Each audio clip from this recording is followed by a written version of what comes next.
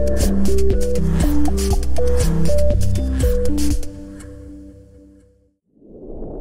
welcome to MediatorPodcast.com, a podcast and video series about mediation, negotiation, and collaboration. My name is Melissa Gragg, and I'm a valuation expert and divorce mediator in St. Louis, Missouri.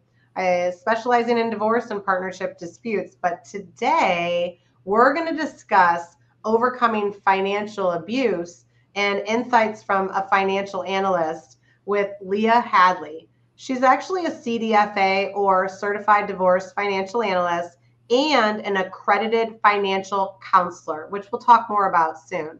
But Leah is based in Cleveland, Ohio, and she's committed to working with people in a very compassionate fashion and offering them financial guidance through different life issues such as divorce. She's also a best-selling author. She has an amazing amount of knowledge, and we're going to get into some pretty good topics. So welcome, Leah. How are you? I'm well, thank you. Thank you so much for having me, Melissa. Like, how can they start to protect themselves? How can they start, or do you protect yourselves? Or do you have conversations? Do you start to uncover it? Like, where do you go if you feel like you literally have no options because I'm not happy, I want to get divorced, but I don't even know where the hell the money is, right? What do I do? Yeah, it really starts with increasing your own financial literacy and your own financial confidence. Even if it has nothing to do with your own financial situation, bolstering those skills can really be so valuable, especially if you do end up moving toward a divorce. But even in approaching that conversation, right? Now, I will say, and we see it in divorce cases all the time, that there's this power dynamic. When it comes to abuse, there's always a power dynamic, right? And a lot of times when somebody's going through a divorce, there's this shift, especially when somebody has lawyered up and now they have an advocate on their side. And suddenly this abuser doesn't have the same kind of power that they had within the marital home. And oh my goodness, that can create some very big outbursts and a lot of drama for a lot of people. I mean, it really can be a huge stress on a lot of people. And so approaching it, depending on the nature of your situation, be very aware that when you are impacting that power dynamic, that you want to make sure you're in a safe space to do it, that you do have that advocate, that you are, maybe you're trying to go through marriage counseling or, really opening up some conversations.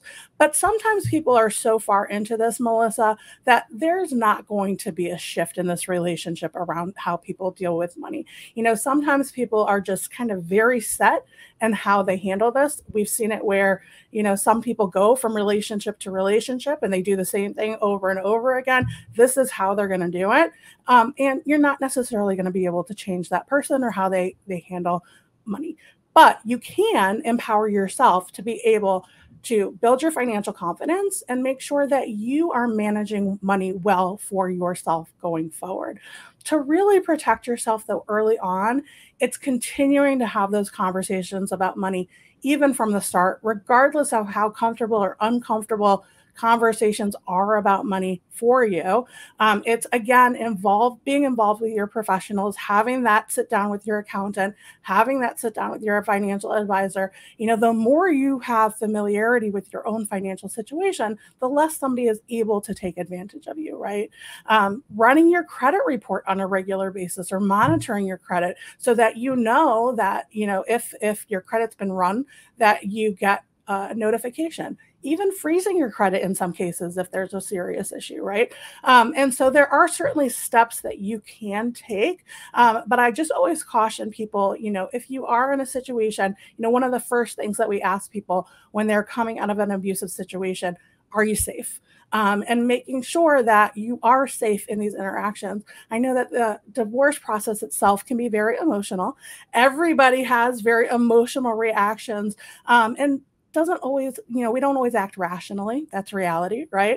But being very realistic about certain areas that are big triggers for people. And when somebody has been financially abusive for years, this money topic can be a very big trigger for them.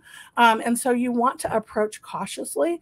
And if it makes sense to have a facilitator in the room with you, then make sure that you do. Mm-hmm. Yeah.